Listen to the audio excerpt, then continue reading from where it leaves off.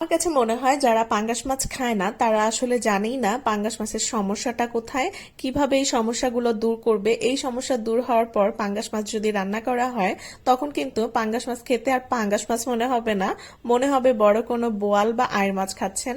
আজকে আপনাদের সাথে কয়েকটা টিপস শেয়ার করব, যে টিপস যদি ফলো করেন তাহলে আপনারা পাঙ্গাস মাছ রান্নার পরে কেউই কখনো ধরতে পারবে না। 1000% সিউরিটি দিয়ে বলতে পারছি, কেউই ধরতে পারবে না এটা পাঙ্গাস মাছ খাচ্ছে নাকি হচ্ছে বোয়াল মাছ নাকি বড় কোনো আইড় মাছ।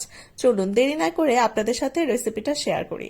প্রথমে একটা বোলের মধ্যে আমি পানি নিয়েছি, পানির মধ্যে আমি যে হাফ লেবু চিপড়ে দিলাম, এরপরে হচ্ছে পাঙ্গাস মাছগুলো দিয়ে দিয়েছি। পাঙ্গাস মাছগুলোর কিন্তু চামড়াটা আমি ছিলে নিয়েছি।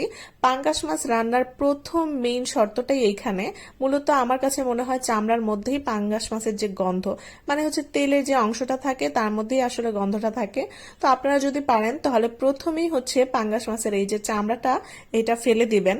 দেন হচ্ছে এইভাবে লবণ এবং হচ্ছে লেবু পানি মিশ্রিত পানির মধ্যে 20 মিনিট 25 মিনিট রেখে দিবেন।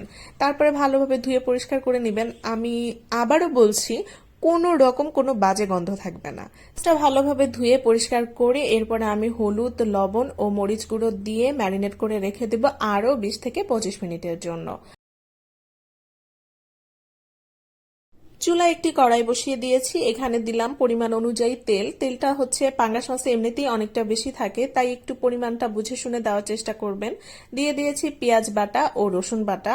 আমি অনেক মাছই হচ্ছে আদা বাটাটা খাই না, এটা নিয়ে অনেকের অনেক কমপ্লেইন থাকে, কিন্তু কেন খাই না সেটা আসলে হচ্ছে আপনাদেরকে বুঝাতে পারবো না। এটা হচ্ছে আমার কাছে মনে হয় না যে সব মাছের মধ্যে আসলে আদা বাটাটা বা রসুন বাটাটা যায়। আর যেহেতু এটা একটু চাষের মাছ ছিল, দ্যাটস আমি শুধুমাত্র রসুন বাটাটাই ব্যবহার করেছি। এরপরে আমি দিয়ে দিয়েছি হলুদ গুঁড়ো, মরিচ গুঁড়ো এবং জিরা গুঁড়ো। আমি মাছের ক্ষেত্রেও অনেক সময় ধনিয়া গুঁড়াটা ইউজ করি না।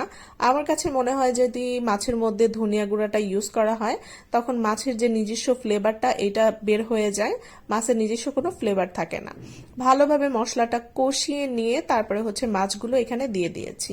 মাছগুলো কিন্তু আগে থেকে যখন হলুদ, মরিচ, লবণ মিশানো থাকবে তখন মাছের মধ্যে প্রপারলি হচ্ছে এই মশলাগুলো ঢুকে যাবে এবং মাছের যে কালারটা এটাও কিন্তু দেখতে অনেক সুন্দর হবে। এই টিপসটা আমি আমার শাশুড়ির কাছ থেকে শিখেছিলাম বিয়ের পরে। যদি কোনো এই টাইপের মাছ কষিয়ে রান্না করা হয় তাহলে আগে থেকে একটু হলুদ, মরিচ দিয়ে লবণ দিয়ে যদি মাখিয়ে রাখা হয় তাহলে সেক্ষেত্রে কিন্তু কালারটা অনেক বেশি সুন্দর আসে আর প্রপারলি মাছের মধ্যে সব ধরনের মশলাটাও অনেকটাই প্রবেশ করে যায়।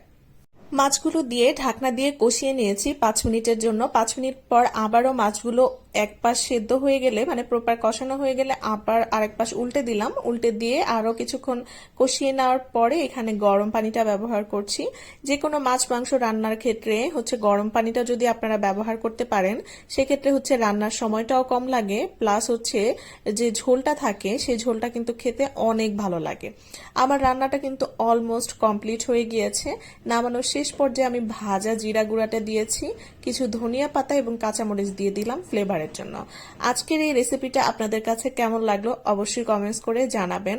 যারা পাঙ্গাস মাছ একদমই পছন্দ করেন না বা নাম শুনলেই অনেকটা মানে ঘৃণা লাগে তাদের জন্য কিন্তু আজকের রেসিপিটা, অনেকেই আছে পছন্দ করেন কিন্তু বাসায় কেউ খেতে চায় না বলে কিনতে সাহস পান না, কিন্তু আজকে এই রেসিপিটা যেভাবে দেখালাম সেভাবে যদি রান্না করতে পারেন এই প্রসেসিংটা অবলম্বন করে, আশা করছি পাঙ্গাস মাছ থেকে আর কখনো কোনো দিনই আপনারা ভালো বাজে গন্ধ পাবেন না, ভালো ফ্লেভার পাবেন আর আমাকে অনেক বেশি ধন্যবাদ দিবেন। আল্লাহ হাফেজ সবাইকে।